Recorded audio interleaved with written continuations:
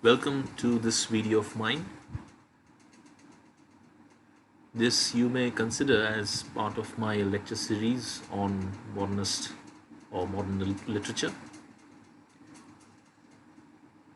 You'll find the link to the entire lecture series at the top right corner of your screen. If you push the I button over here, you would get the entire lecture series, which is related to modernist literature, and you will get the entire conceptual framework. Now, this lecture is specifically dedicated to a poem, one of the most famous poems of W.B. Yeats, The Second Coming. Now, before going into the text of the poem, let me just give you a background to the text with which we are going to deal, and if you go by this background, you will realize that how the poem The Second Coming is actually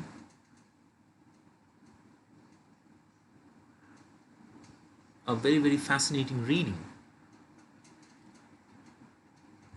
And if you try to understand the Second Coming and delve deeper into it, you have to have a knowledge of the background to the poem. Now, background doesn't mean that I'm considering the historical context only, but also the cultural context, the entire cultural atmosphere in which this poem got produced. Right, so this poem is considered as an archetypal modernist poem. It is not only modern but also modernist in nature, and hence we have to understand the basic tenets of modernist poetry. So the two most powerful influences on British poetry of the early 20th century were French symbolism or free verse and American imagism. These were the two most important influences. And we have W.B. Yeats, T.S. Eliot, Thomas Hardy, Wilfred Owen as the canonical poets of modern English poetry. Now, French symbolists were a great influence upon the early 20th century poetry of these four stalwarts, especially W.B. Yeats and T.S. Eliot. And for that, you have to think of Charles Baudelaire, who was a precursor to French symbolism, who wrote correspondences in La Fleurs du Mal, The Flowers of Evil, which is one of the most famous works that Baudelaire produced. And then we have Arthur Rimbaud, who influenced the Surrealists. And then Stephen Mallarmé. He is noted for his free verse. Free verse is a type of verse where you do not follow any kind of pattern of rhyme or rhythm. The line length varies a lot. Only you have to concentrate upon the expression, the lyricism, the symbolism of your poems. And you are free to write in any form, in any way. And again, there was another influence and a kind of parallel movement which went hand in hand with the Symbolist movement, which was known as the Decadent Movement. And in fact, it was Arthur Symons who wrote the book called The Symbolist Movement in Literature, which was published in 1899, and introduced French symbolists to British writers. And he himself was a decadent poet. Now, French symbolism is all about indirect expression, reverie, inspiration, had much in common with the aesthetes, and also viewed art as an escape from the grind of human reality, not a reflection of or on life, but a step back from it.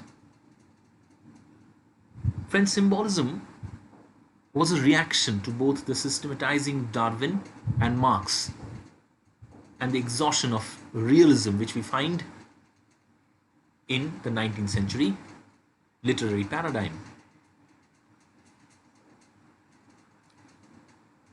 The French symbolists insisted upon the autonomy of the poem, in fact, autonomy of art, together with the importance of the mystical and spiritual worlds they alluded to through symbols and phrases. So they often alluded to this mystical and spiritual world, and they alluded to this world through symbols, phrases in their poems.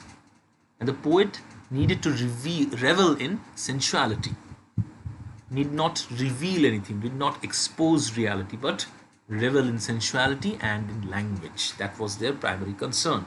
So the preoccupation with language, the preoccupation with sensuality, these were the key things in the late 19th century poetic movement called Symbolism. And the poetry of the 1890s in Britain witnessed a large-scale assimilation of this French culture in Britain. Many art movements were exported across the channel, the English Channel, to a cosmopolitan London society. The decadent movement in England was the immediate fruit of this fertilization, and one key writer who was greatly influenced by symbolism and particularly by the iconographic approach of Mallarmé was W.B. Yeats, William Butler Yeats. Very quickly, let us go through what do we mean by the decadence and art for art's sake movement. In the latter part of the 19th century, some French proponents of the doctrines of aestheticism, especially Baudelaire, also espoused views and values that developed into a movement called the Decadence. And aestheticism was a 19th century artistic movement that originated in France and proclaimed art for art's sake. This is the French version, in fact the original version of their motto, which translates into art for art's sake, this phrase.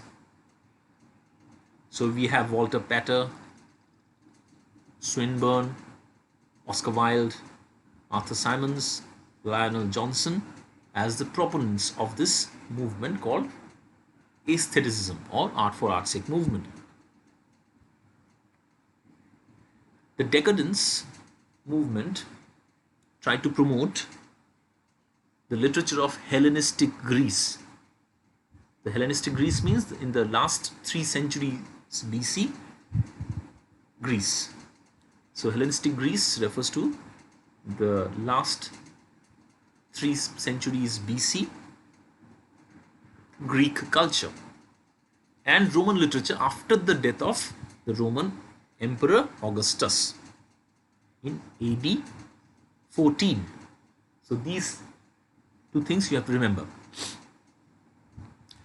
Now, the high refinement and subtle beauties of culture and art that had passed their vigorous prime but manifested a special savor of incipient decay. Right? That was the cornerstone of the movement. So you need not have to bother about refinement. You need not have to bother about the subtle beauties, because the prime has already passed. Okay, and there is a savor for incipient decay. I'm quoting from Image Brands. Art is totally opposed to quote unquote nature. So art need not have any responsibility to reflect reality.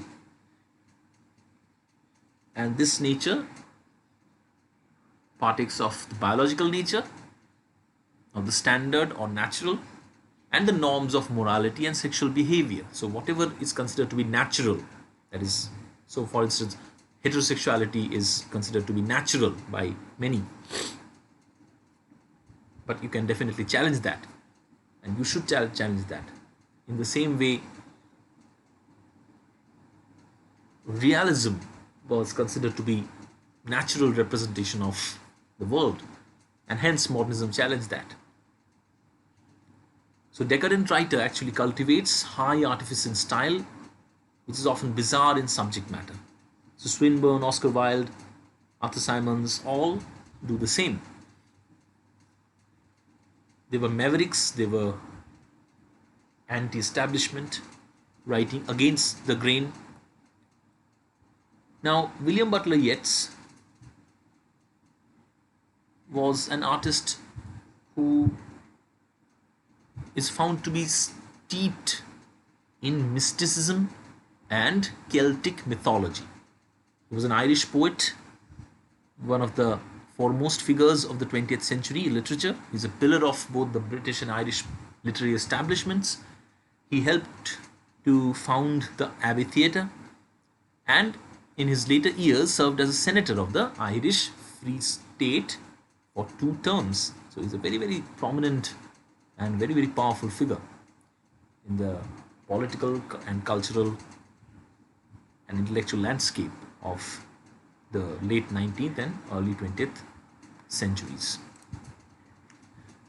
He is often considered as a romantic modernist, right?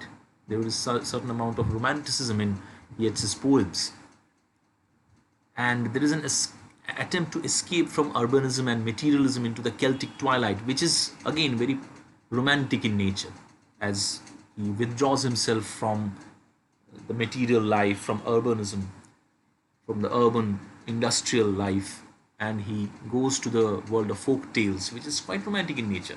And at the same time, since his writing is so different from the romantics and quite akin to the writings of his contemporary modernist, he is considered as a romantic modernist.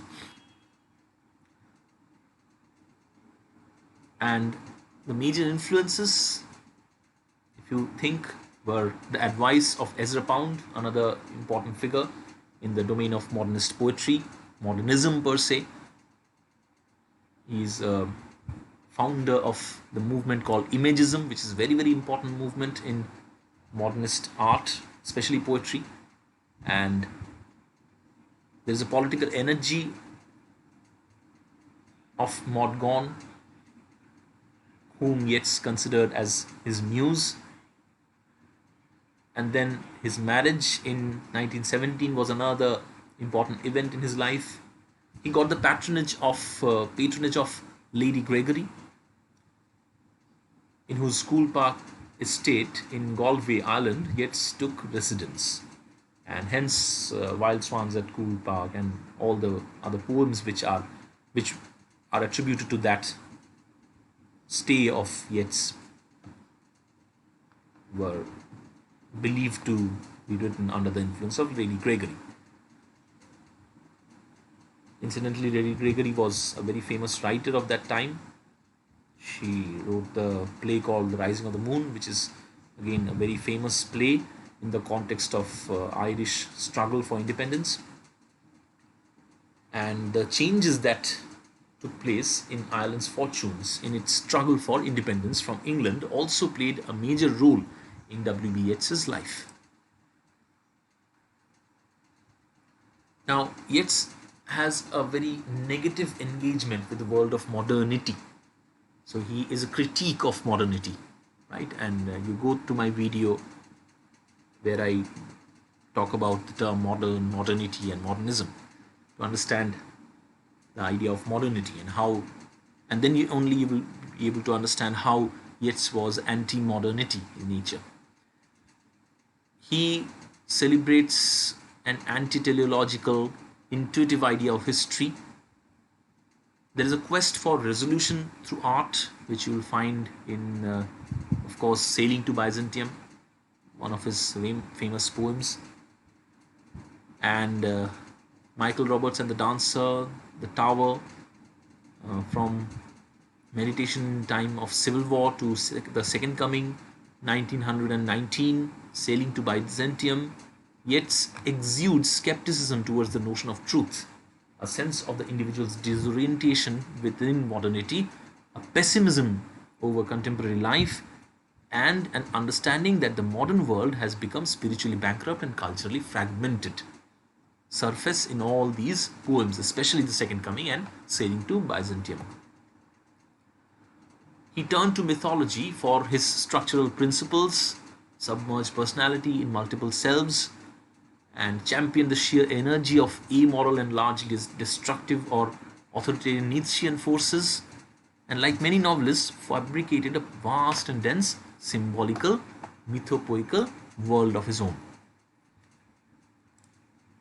He was born into an Anglo-Irish Protestant minority in Dublin. His father and brother were painters. In 1883, Yeats refused to go to Trinity College and took up art and poetry instead.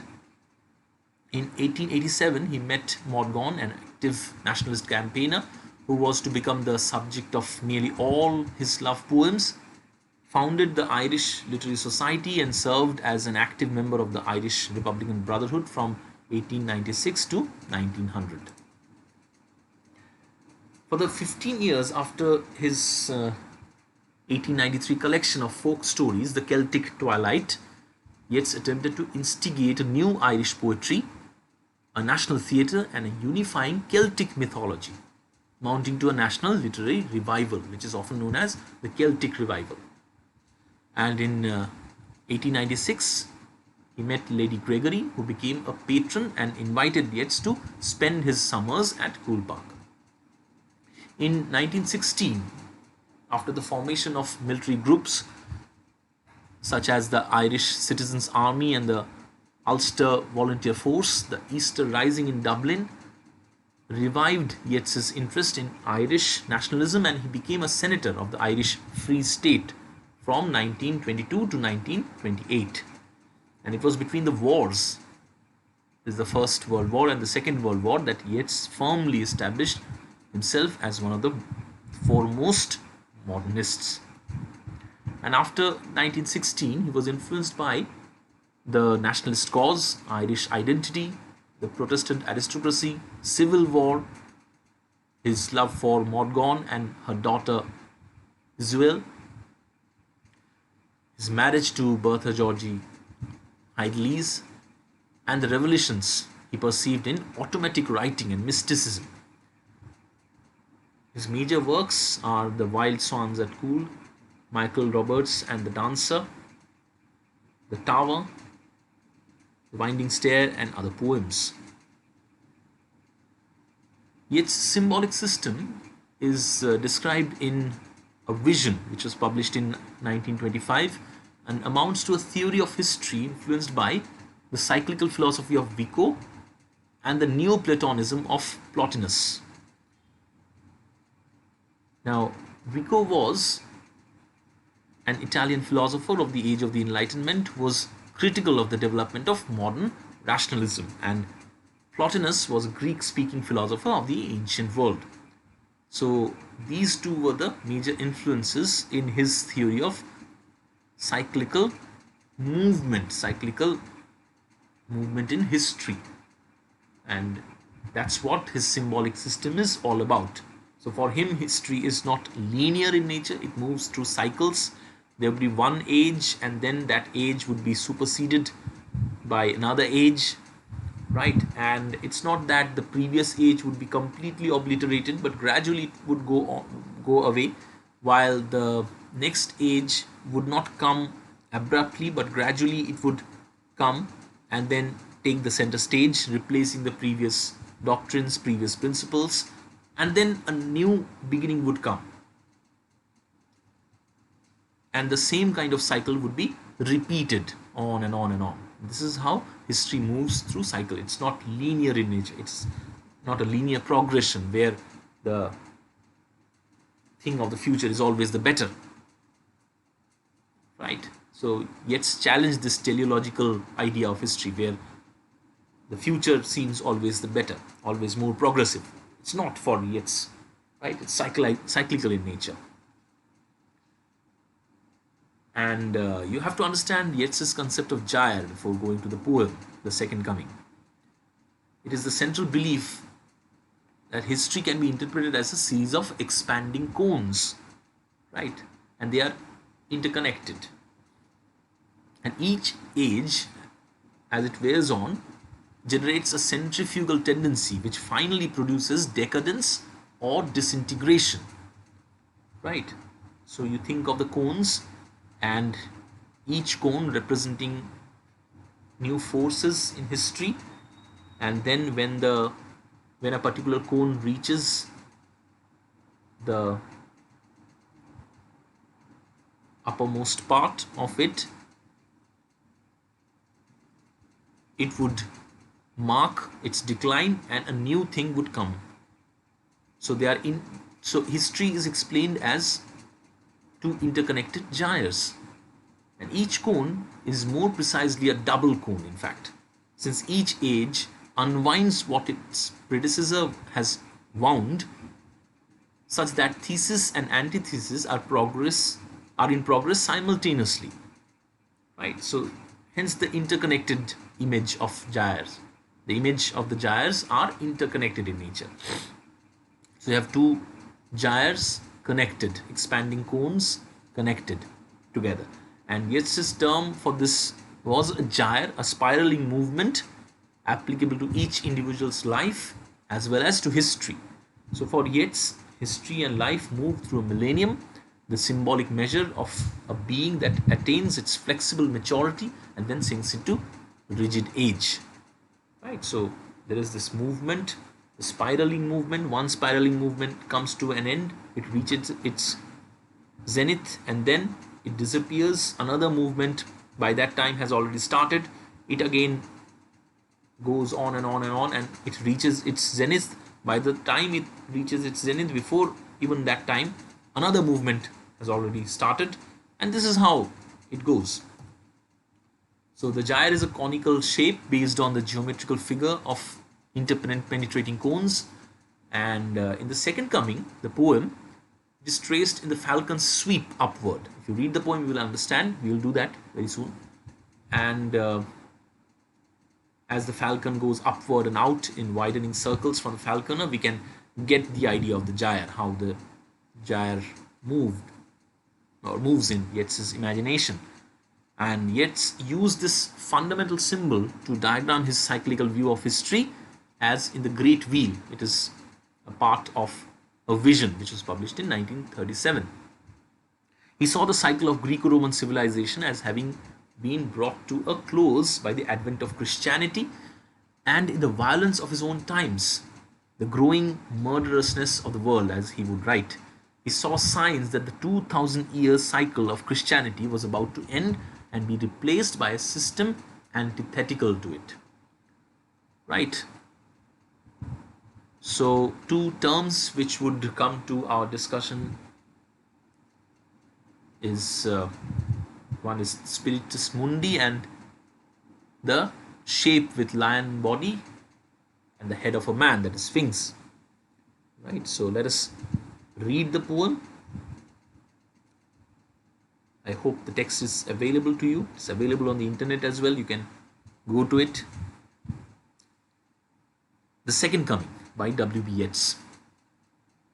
Turning and turning in the widening gyre, the falcon cannot hear the falconer. Things fall apart. The center cannot hold. Mere anarchy is loosed upon the world. The blood-dimmed tide is loosed, and everywhere the ceremony of innocence is drowned. The best lack all conviction, while the worst are full of passionate intensity. Now, as we find, the very first stanza of the poem gives you a sense of shock, because things fall apart. The center cannot hold, so everything is crumbling down. And you can definitely relate this to the crumbling of the British Empire, the crumbling of the old hierarchies, the crumbling of old moralities, all happening at the time when 19th century has already come to an end and 20th century has begun.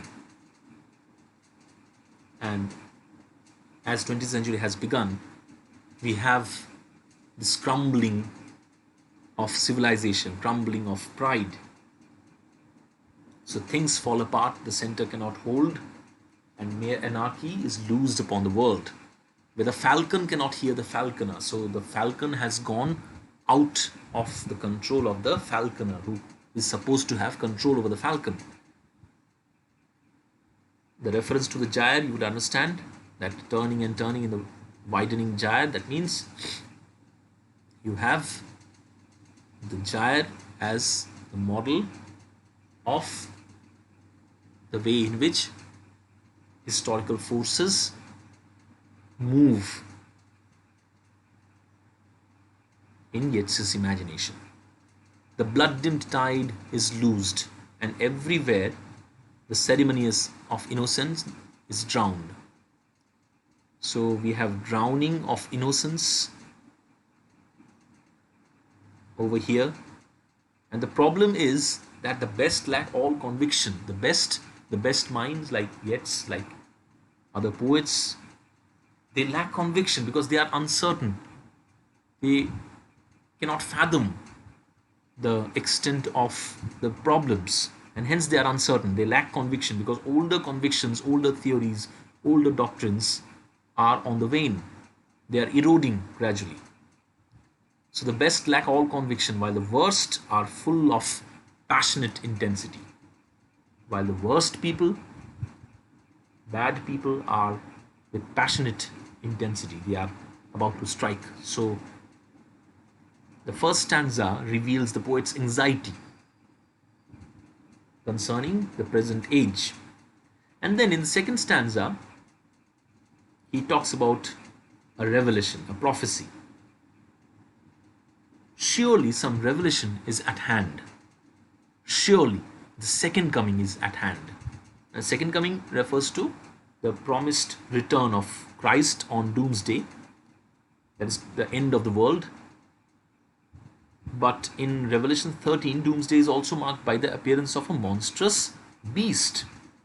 So the biblical reference has to be noted over here. It refers to the second coming of the Christ. And yet here we would find that it's talking about the appearance of the beast, the rough beast, the second coming. Hardly are those words out when a vast image out of Spiritus Mundi troubles my sight. So Spiritus Mundi refers to the spirit of the world. It's known as Anima Mundi, or the great memory in Latin. And according to Yeats, a great memory passing on from generation to generation, our daily thought was certainly but the line of foam and the shallow edge of a vast luminous sea. So this actually has a curious connection with Wolf's idea of luminous halo. Life, not a series of gig lamps, but a luminous halo, which is in a semi-transparent envelope from the beginning of consciousness to the end. So you are reading Mrs. Dalloway, and definitely you will understand this, I guess. So Spiritus Mundi refers to the great reservoir of memories, the great cultural reservoir from which this image comes to the mind of the poet persona in the poem. And it troubles his sight. And then, somewhere in sands of the desert, a shape with lion body and the head of a man. This is a reference to Sphinx. A shape with lion body and the head of a man refers to the Sphinx. And in the introduction to his play The Resurrection, which was published in Wheels and Butterflies in 1935, Yeats describes the way in which the Sphinx image had first manifested itself to him in this way, and I quote, "Our civilization was about to reverse itself, or some new civilization about to be born from all that our age had rejected. Because we had worshipped a single god, it would worship many. I associated the brazen-winged beast with laughing, ecstatic destruction." So he's talking about this terrible beauty, this terrible civilization, right? The Antichrist figure which is going to come. And then, continuing further, a gaze blank and pitiless as the sun. He is depicting the rough beast actually. Is moving its slow thighs, while all about it real shadow of the indignant desert birds. So, somewhere in sands of the desert, a shape with lion body and the head of a man, a gaze blank and pitiless as the sun, is moving its slow thighs. So it's a beast, it is moving its slow thighs, while all about it real shadows of the indignant desert birds. It is ominous. There are indignant desert birds moving around him, moving around that particular great beast. The darkness drops again. So the image is gone suddenly. But now I know that 20 centuries, that is 2000 years, of stony sleep were vexed to nightmare by a rocking cradle. And what rough beast, its hour come to round at last, slouches towards Bethlehem to be born? So now he realizes that this creature has been held back because of the birth of Christ 2000 years ago. And he imagines that the great heritage of Western European civilization is collapsing, and the world will be swept by a tide of savagery from the uncivilized, quote unquote, uncivilized portion of the world. And hence, this new revelation, this rough beast, it is a rough beast, it's not the benevolent lamb who embodies Christ's innocence. In fact, this rough beast is opposite to the innocent lamb, the benevolent Christ. This rough beast is going to cause destruction. So on the one hand, we can interpret as an anxiety about your own culture, an anxiety that your culture has reached its acme, its final stage. It can be the final stage which is at a high point, the highest point, or probably it has reached its final stage in the sense that it has reached its end, the lowest point. So Yeats is anxious about the present condition of Western civilization, and hence he is unable to think about the contemporary reality without fear, without anxiety. On the other hand, ask yourself, can't we connect this anxiety with the crumbling of the empire? Right, with the crumbling of the great pride which was already taking shape in the intellectual tradition of the early 20th century, when there were world wars happening, when there were weapons of mass destructions were produced and implemented, and they were causing carnage, bloodshed all over Europe. So watch my video on the impact of First World War on modern literature, and you would realize that how the anxiety about war played a huge role. And then you also watch the video of mine on the collapse of the empire. There are two parts of that video, and if you watch it, in fact, if you watch both the parts, you will realize that how the collapse of the empire can be connected with this idea of the second coming, right? So the second coming is not actually the second coming of Christ, but the second coming of a divine force which is primordial, which is destructive, and which is definitely going to create uncertainty, anarchy, and doubt. The stage is already set for its arrival, and that is the anxiety of the poet.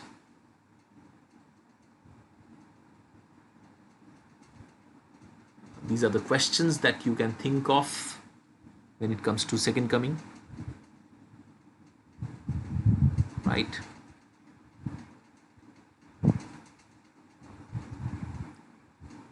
There are few other things like imagism that you need to study when you are reading modernism, and then there are 3 principles of imagism.